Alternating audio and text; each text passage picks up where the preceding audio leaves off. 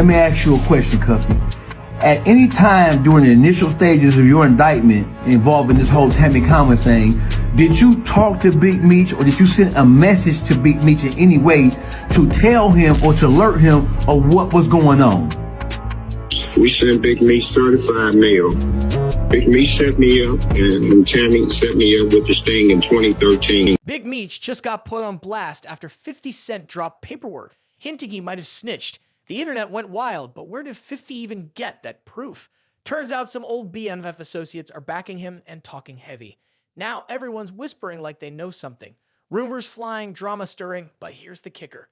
Big Meech isn't having any of it. He's standing firm, while the streets keep buzzing. Is it facts or just noise? Either way, the game just got messy. Well, did Blue Da Vinci cooperate or no? Yeah, he cooperated. I mean, I didn't say it. It was in Miss Mara Shalhoub's book, where his own lawyer said, yeah, if there was anything else that we could do, Your Honor, to help you along with this case. Word is out on the streets. Big Meech is about to school 50 Cent on how a true kingpin handles disrespect. And this isn't just some petty drama. This is about legacy. See, 50's got a rep for dropping big bucks to expose folks, and once he locks in, he doesn't back off. But this time, he might want to chill.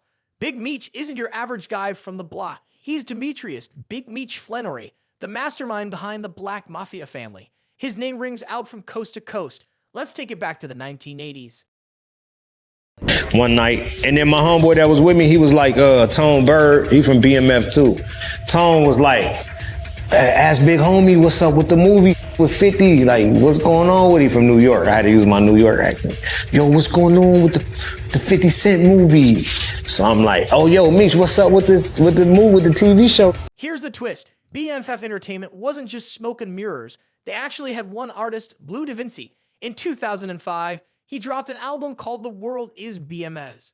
But by October 2003, the feds caught up with Meech trading his flashy lifestyle for a prison jumpsuit. Back then, many pointed fingers at Blue, calling him the snitch, mostly because he seemed like the softest. Had a media room where there were 24 TV sets on one wall hooked to a satellite dish, and you could hit a button and all 24 TVs would come on. Let's not forget Blue Da Vinci wasn't arrested with the rest of BMF when the feds crashed down in 2003. They grabbed Meech, cuffed him, and took him in. But Blue somehow slipped through. By 2004, things got messier when BMF's logistics boss, Dexter Sosa Hussey, started throwing serious shade at Blue, raising even more suspicion about his role.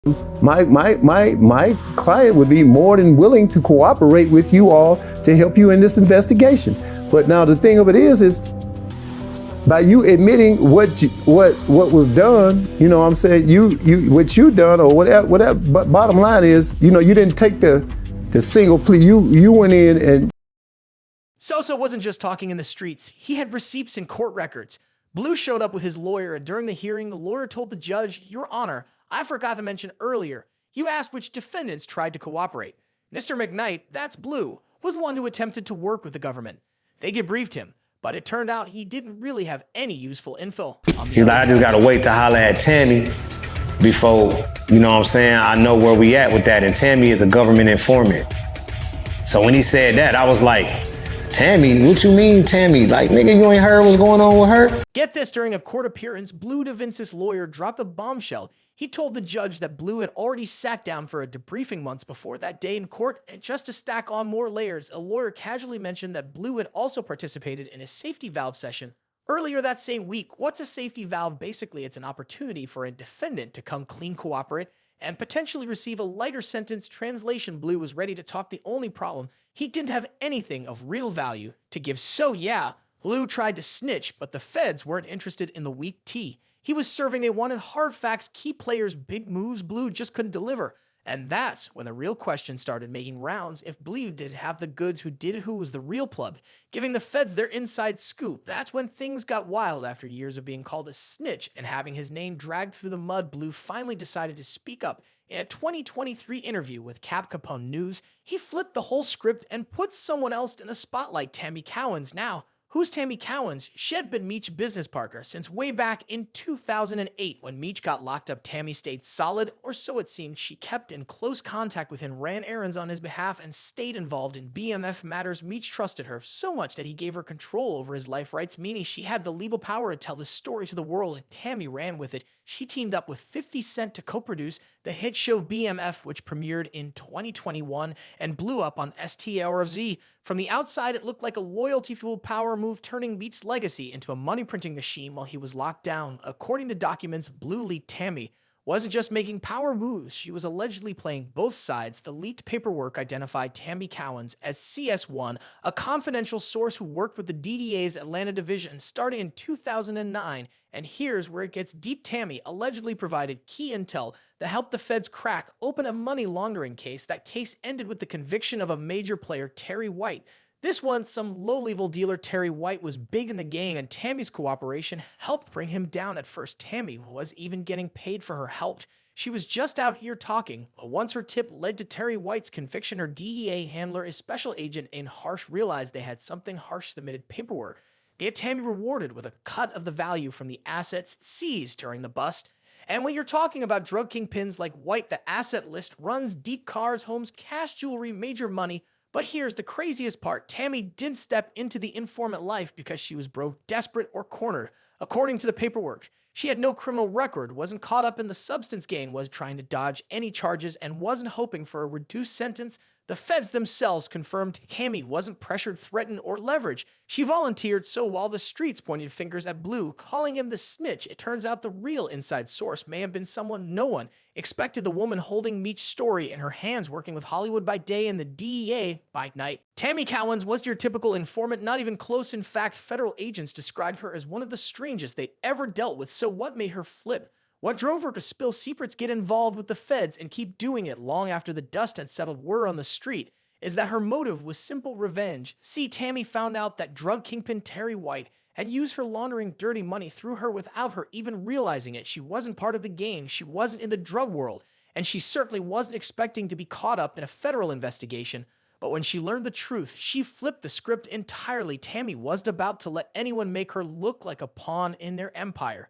This wasn't about money protection or trying to shave years off a sentence. For her, it was personal. She wanted payback. But here's the real mystery. It was all about revenge on Terry White. Then why did Tammy keep cooperating after he was already locked up? That's where things start to connect, and the story takes a wild turn. While Tammy was feeding the feds information, Big Meech was busy making bold moves from behind bars, and we're not talking about TV deals or interviews. Meech was still trying to run things on the streets from prison. He formed a connection with a serious cartel player named Fidel Suarez. This one, some corner hustler. Suarez ran a trucking company out of California, one that had already caught the DEA's attention, had been investigated and arrested twice, once in 2005 and again in 2009 for suspected drug trafficking. Both times, charges didn't stick. Meech saw an opportunity. Even though he was locked up, he believed he could still move product through Suarez pipeline. All he needed was someone on the outside to manage the operations. Enter Tammy Cowens. According to court documents, in September 2011, Meech, now identified in those documents, contacted Tammy, listed as confidential source 1 or CS1. He asked her to help coordinate a delivery that Suarez would handle. At that point, Suarez and Tammy were already in direct contact. It started innocently enough. Suarez had reached out just to check on Meech, but that one call kicked off something way bigger. With Tammy now acting as the middlewoman, Meech connected Suarez to his longtime associate, Diane Cuffy Gatling, a heavyweight in the game. Cuffy wasn't just a street-level player. He was the leader of the Gatling trafficking organization, a crew that pumped drugs through Seth Louis from 2009 to 2014. Together, Meech, Suarez, and Cuffy were working on a plan to move serious weight across state lines. It looked like a well-oiled machine until they realized there was a snake in the garden. Tammy, she was secretly feeding all the details back to the feds. Every call, every deal, every move. She was logging it and reporting it. And thanks to her, law enforcement gathered enough dirt to take down Cuffy. On March 13, 2014, he was arrested. When it was all said and done, he got hit hard. 27 years for drug trafficking and firearms charges tied to a deadly incident. But here's the craziest part. Through all of this, Meech never caught a single charge related to the operation, not one, despite being the one pulling strings from prison, connecting major players, and orchestrating drug deals from behind bars. Meech walked away untouched by this specific setup, which raises the biggest question of all. Was Tammy working with the feds only for revenge?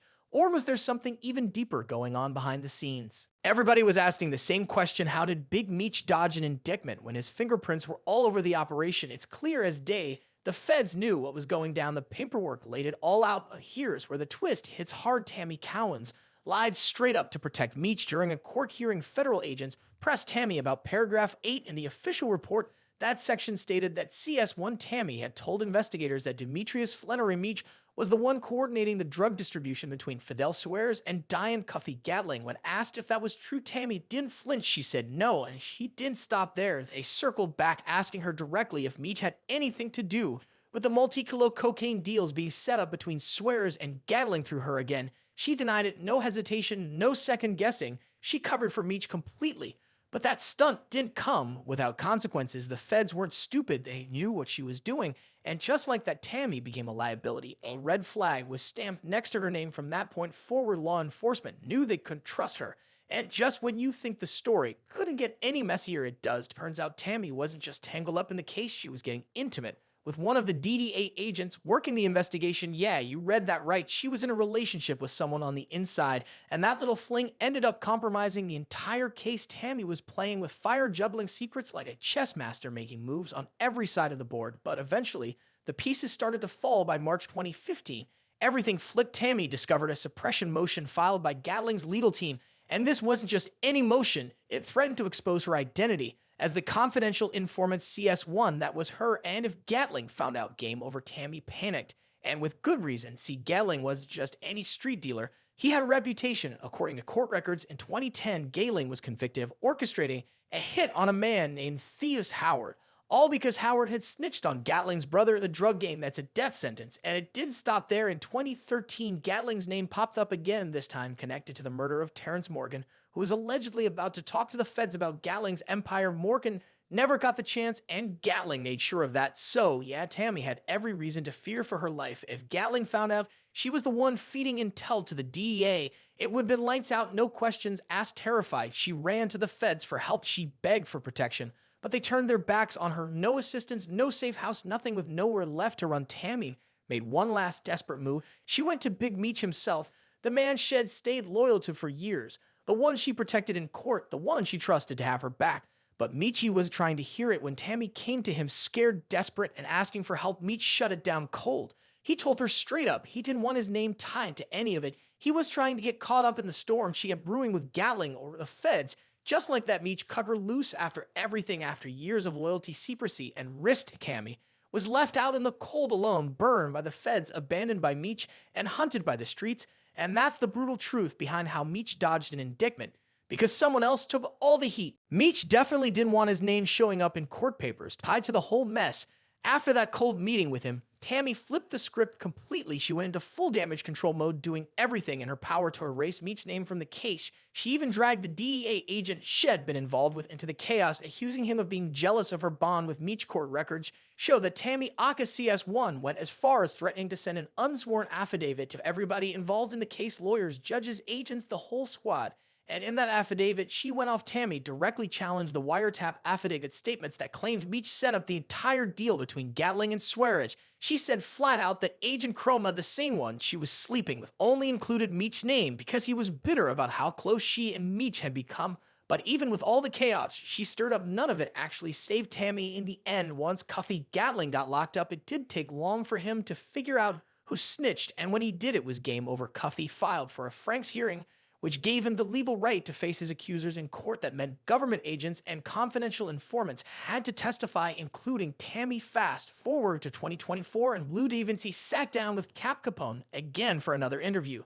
But this time he had backup Cuffy himself called in from prison, ready to air it all out, and Cuffy didn't hold back. He said the real reason Meech never got hit with charges was because he played the system like chess master. According to him, Meech used third-party cooperation, meaning he let others take the fall or feed the feds info in a way that would keep his own name clean, and that, Cuffy said, is how Meech stayed out of the line of fire, even if it meant throwing other people under the bus. As Cuffy put it, if you kick it with a known snitch, your name's gonna get dirty too, no matter how solid you claim to be. That's just how it works in the streets. Now, as for why all this old dirt is suddenly resurfacing, you can thank 50 Cent for that. The moment 50 started talking, the whole internet tuned in, love him or hate him.